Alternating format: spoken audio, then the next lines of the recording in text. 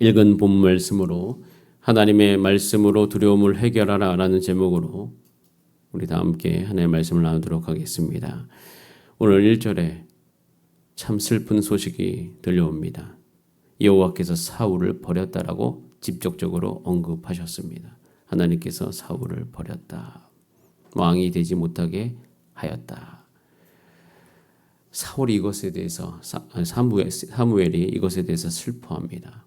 왜냐하면 사무엘은 사울을 세우기 위해서 하나님의 말씀을 들었고 하나님의 말씀대로 그것을 행하였고 그리고 그 모든 과정 속에서 사울에게 꽤 많이 신경을 썼습니다. 왜? 하나님께서 말씀하신 것이기 때문에 하나님께서 그것에 대해서 이루실 것이기 때문에 하나님의 뜻이 이제는 사울의 삶 가운데 온전히 이루어지기를 원했으나 그것이 그렇게 안 되었어요. 그래서 그 마음 가운데 슬픔 가운데 있습니다. 어떻게 보면 자연스러운 반응이죠. 그런데 그 슬픔에 대해서 하나님께서 너 언제까지 슬퍼하느냐라고 하나님께서 말씀하시는 거예요.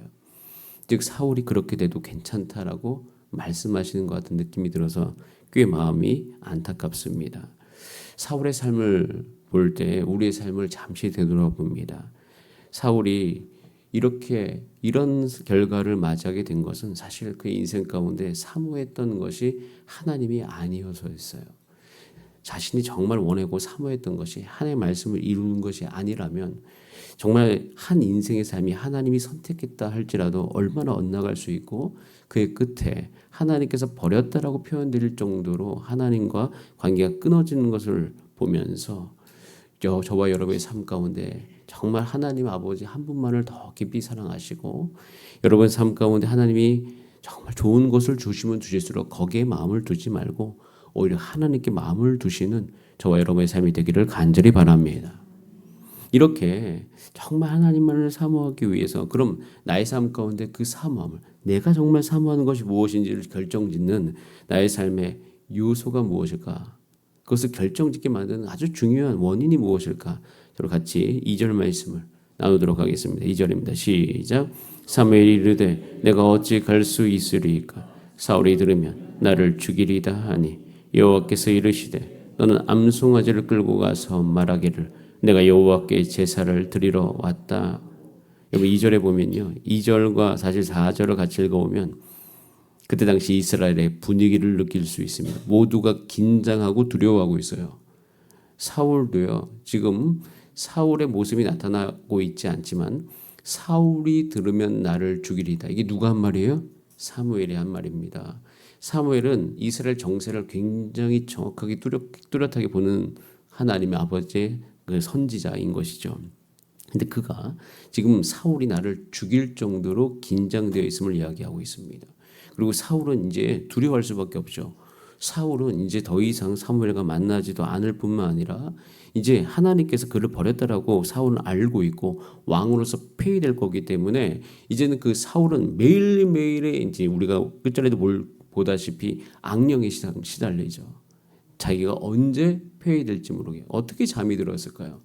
그냥 잠이 들지 못했을 거예요. 술로 밤을 지새울 수 있을 정도의 두려움이 사울에게 지금 임하고 있습니다. 자, 사무엘에게도 두려움이 있죠. 왜? 사울이 죽일 것에 대해서. 이러다가 혹시 사울이 잘못된 선택을 할까봐 하는 두려움이 있는 거죠. 또 게다가 4절에 보면 사무엘이 하나님의 말씀 듣고 베들레헴에 들어가죠. 이 사무엘의 움직임은 그때 당시에는 정치적인 요소들이 반드시 띄어 있습니다. 그냥 움직이는 게 아니에요. 하나님의 말씀과 정치적 요소가 연결되어 있었던 것이 이스라엘 사회였기 때문에 사무엘이 갑자기 출몰하지 않죠. 나타나지 않죠. 그렇기 때문에 베들레헴에 이르렀을 때 혹시 무슨 일이 있는 거 아니야? 라고 하면서 장로들이 어떻게 해요? 떨며 두려운 마음이 있을 수 있어요.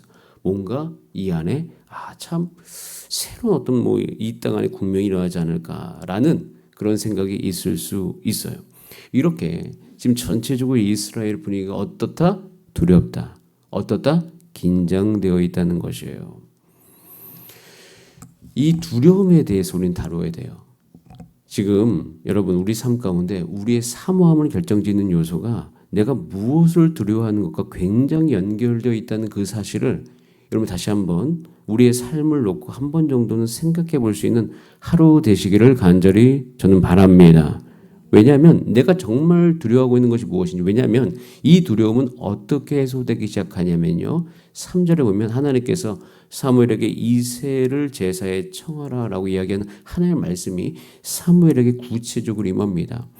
이 하나님의 말씀이 이 사무엘에게 구체적인 임함으로 말미암아 이 모든 긴장감과 어려움 가운데 빛과 같이 이 이스라엘 상황들이 새로운 국면으로 바꿔가는 것을 보게 되어져요.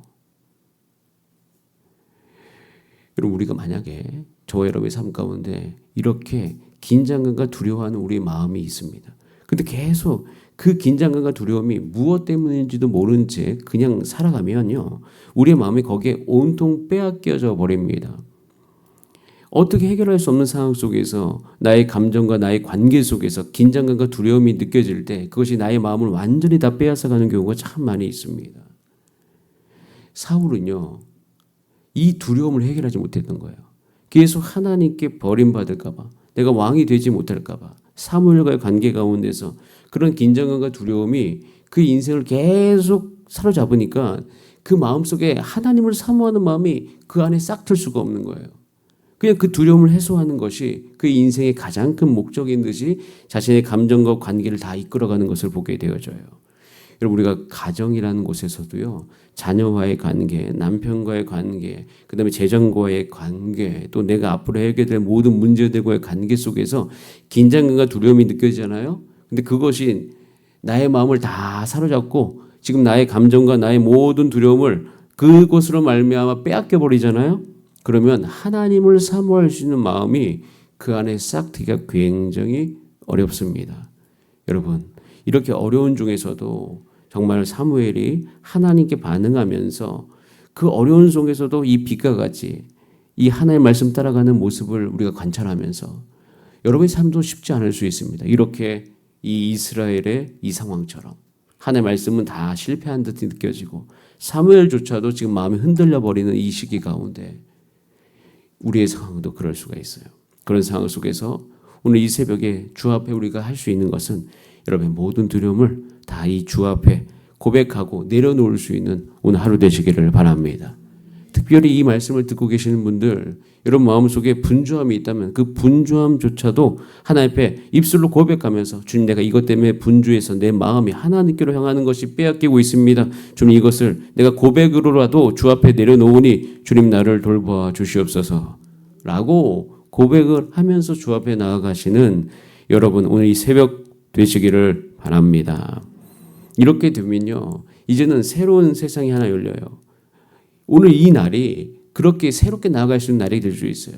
여러분 가운데 어떤 압박이 오늘 이 새벽에 있는다 할지라도 하나님께서 그 압박을 풀어주실 수 있는 하나님이신 것을 인정하시면서 믿음 가운데 고백하시기를 바랍니다. 그래서 이제 하나님께서 그 어려운 종에 말씀하시죠. 이새에게 가라. 나를 죽일 수도 있는데 어떻게 합니까? 제사를 정하라. 제사를 정하면 사무엘은 제사라는 것이 일반적인 거니까 제사를 통해서 하나님의 마음을 드러낼지어다라고 이야기하면서 이제는 이 사무엘을 이새의 집으로 보냅니다. 보낸 목적은 기름 붓기 위해서요. 누구에게? 다윗에게.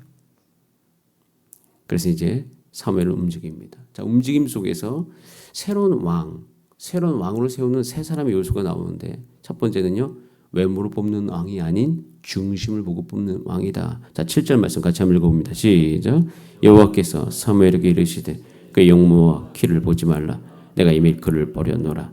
내가 보는 것은 사람과 같지 아니하니 사람은 외모를 보거니와 나 여호와는 중심을 보느니라 하시더라. 여기서요, 정말 놀라운 사실 한 가지. 여러분에게, 특별히 사울에게 있는 두려움은 무엇 때문에 오는 두려움입니까?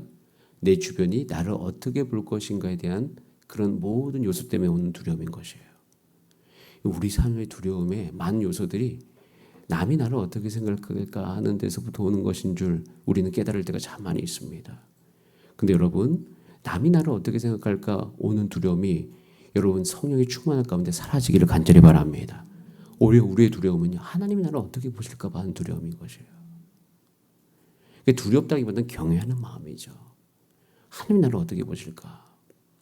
사람들 앞에 잘 보이려면 오히려 우리는 좋은 옷을 입고 좋은 차를 타고 좋은 집에 살아야 됩니다.